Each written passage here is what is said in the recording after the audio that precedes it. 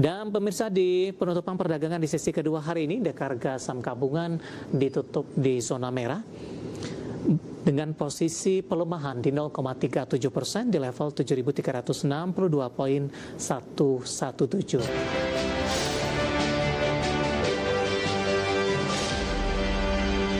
Terima kasih untuk Anda yang masih bergabung bersama dengan kami, dan di segmen ini kita akan review jalannya perdagangan di sepanjang hari ini pemirsa, di mana secara intraday indeks harga saham gabungan bergerak fluktuatif dengan mungkin dari posisi perubahan arah pergerakannya cukup signifikan pemirsa. Dan kami ingatkan kembali Anda masih bisa berpartisipasi di WhatsApp interaktif seperti yang tertera di layar televisi Anda nantinya. Dan saat ini kami sudah terhubung melalui Zoom bersama dengan Bapak Muhammad Wafi, Head of Research Korea Investment dan Sekuritas Indonesia atau KISI. Kita akan langsung sapa saja Pak Wafi. Selamat sore. Apa kabar Pak Wafi? Selamat sore Pak David, kabar baik. Terima kasih Pak Wafi sudah meluangkan waktu di IDX Channel. Pak Wafi, indeks harga saham gabungan hari ini Pak cenderung bergerak fluktuasi, dibuka di zona merah, tertekan ke 7.300-an, berbalik arah menguat, dan di 30 menit jelang penutupan perdagangan di sesi kedua hari ini, indeks harga saham gabungan berbalik ke zona merah. Analisis Anda secara teknikal, pola yang terbentuk di hari ini? Ya, kalau kita lihat memang pergerakan IHSG masih konsisten bergerak di fase bearishnya ya Pak David, dan memang dalam 3-4 hari terakhir IHSG ini cenderung mengalami technical rebound untuk mencoba menguji resistance bearish channelnya. Namun ya kalau kita lihat seiring dengan semakin mendekati hari-hari terakhir perdagangan sebelum cuti bersama, ini memang sesuai perkiraan mulai ada penurunan dari aktivitas perdagangan harian dari IHSG itu sendiri, dan itu juga sedikit banyak terdampak terhadap volatilitas dan kekuatan rebound dari IHSG itu sendiri, Pak David. Baik, Pak Wafi, bagaimana Anda melihat dari posisi sentimen, Pak? Tampaknya kondisi konflik di Timur Tengah kembali memanas meskipun Trump mengatakan ini sudah mulai mereda begitu. Harga minyak Brent hari ini sudah menembus di atas 100-an kembali, sementara harga emas hari ini juga masih bergerak di level atas 5.100-an dan intraday masih sempat disentuh di 5.200-an, Pak Wafi. Iya, kalau kita lihat memang faktor eksternal dari geopolitik ini kelihatannya akan terus mendominasi pergerakan IHSG mulai dari sekarang, bahkan nanti mungkin sampai dengan akhir Maret setelah libur Lebaran nanti ya Pak David, karena memang kita sendiri melihat seperti yang saat ini masih minim katalis sentimen dari domestik selain dari sisi laporan keuangan.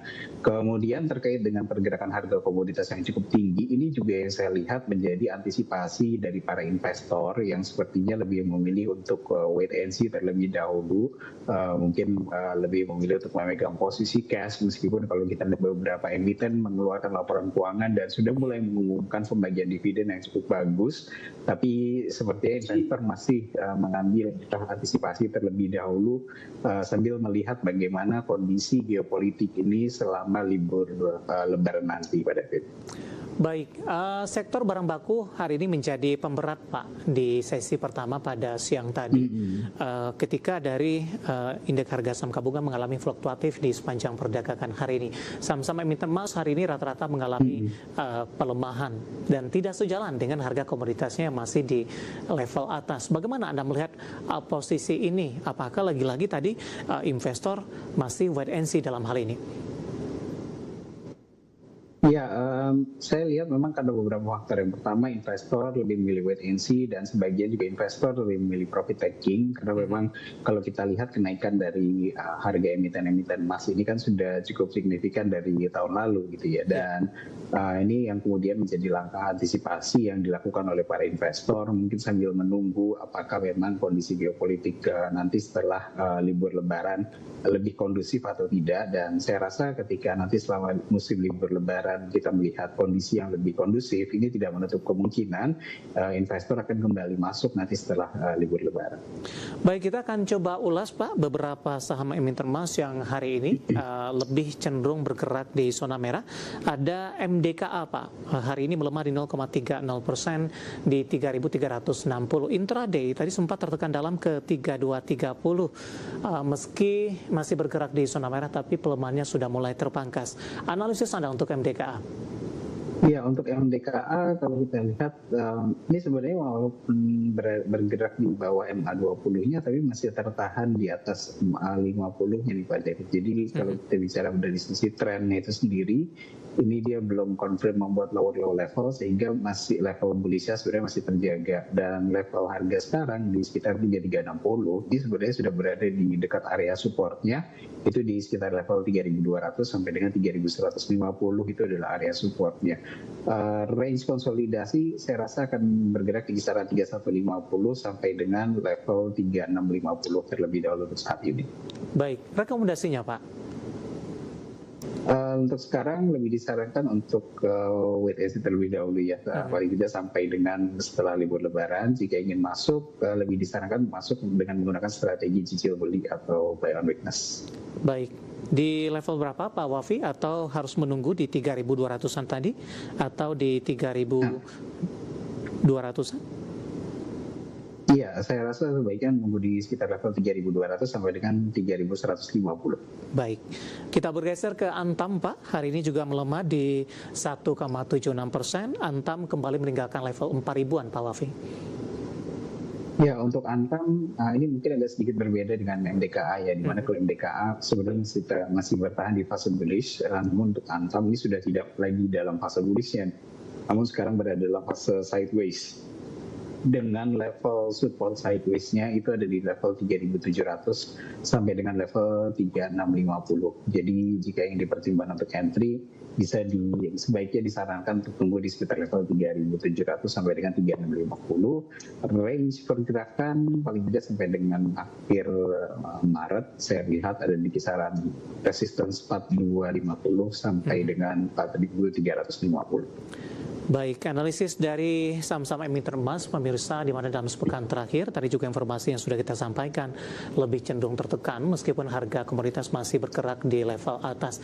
Kita beralih ke migas Pak, terkait juga dengan tidak terlalu signifikan jika dibandingkan dengan posisi kenaikan harga minyak mentah yang melejit di perdagangan sebelumnya begitu. Medco hari ini Pak masih bertahan di zona hijau, bahkan penguatannya cukup baik 3,90% di 17.30. Sebelum kita bahas dari sisi teknikal, dari posisi harga minyak, dari pandangan Anda proyeksinya akan tetap berada di atas level atas Pak di tengah perkembangan konflik yang terjadi di Timur Tengah? Ya, dari sisi harga minyak sendiri, saya sendiri melihat sepertinya untuk Brent ini akan tetap bertahan di atas level $100 per barrel ya. Namun ada satu kekhawatiran sebenarnya dari saya adalah jangan sampai misalkan dari sisi harga minyak ini mengalami kenaikan yang cukup signifikan lagi gitu. Dan dalam cukup waktu yang cukup cepat, karena volatilitas yang cukup tinggi dalam waktu yang pendek itu sebenarnya membuat ketidakpastian atau uncertainty itu di pasar semakin tinggi, dan itu akan menjadi momok bagi para investor. Meskipun harga minyak yang mengalami kenaikan, ini tidak menutup kemungkinan justru investor lebih memilih untuk cash out terlebih dahulu. Itu yang sebenarnya terjadi. Jadi saya lebih cenderung lebih menyukai jika misalkan memang dari sisi harga minyak cenderung stabil di atas level $100 per barrel. Jikalau memang harus tetap mengalami kenaikan, semoga saja kenaikannya lebih secara bertahap ya. Namun melihat tren yang terjadi belakangan, sepertinya ini akan lebih cenderung stabil terlebih dahulu di level $100 per barrel yang sebenarnya cukup positif bagi para produsen minyak di Indonesia. Salah satu yang listing adalah Medco itu. Pak Wafi, kita hold kembali Pak. Saya akan coba sampaikan update penutupan perdagangan di sesi kedua hari ini dan juga beberapa informasi grafis yang berhasil dihimpun oleh tim redaksi kami. Dan pemirsa, di penutupan perdagangan di sesi kedua hari ini, harga saham gabungan ditutup di zona merah dengan posisi pelemahan di 0,37% di level 7.362.117. Di mana secara intraday hari ini dibuka menguat pada pagi tadi di 7.398.853. Usai dibuka menguat, indeks harga saham gabungan berbalik arah, melemah cukup dalam dengan menyentuh level intraday terendah hari ini di 7.323.742. Posisi ini tidak berlangsung lama.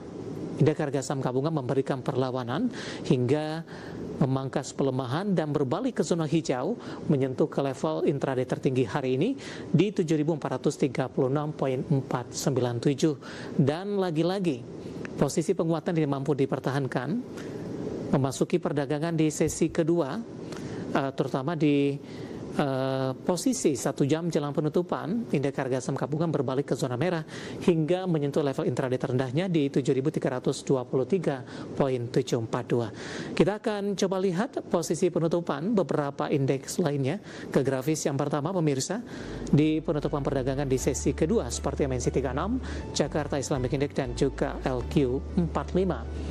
Bergerak mix MNC 36 masih bertahan menguat di 0,23%, Jakarta Islamic Index melemah di 0,29% dan LQ45 juga melemah di 0,14%. Kita akan coba lihat rotasi pergerakan sektoral pemirsa, transportasi dan logistik menguat di 1,26%, teknologi juga menguat di 0,91%, konsumsi non-primer melemah di 2,04%, sementara barang baku masih tertekan di 1,44%. Selanjutnya kita akan coba lihat saham-saham yang masuk ke dalam deretan top gainer pemirsa.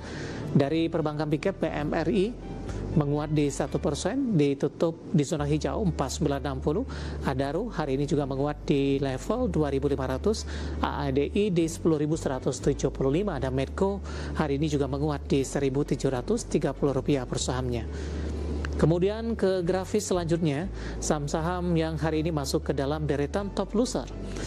Ada Bumi tertekan ditutup di zona merah di Rp218 per saham, Energi di 1.465, BP juga melemah di 216 dan terakhir ada PTRO hari ini juga tertekan ditutup di Rp4.680 per sahamnya. Updatean perdagangan di posisi penutupan perdagangan di sesi kedua hari ini dan semoga bisa menjadi referensi terutama dalam menghadapi perdagangan di hari selanjutnya.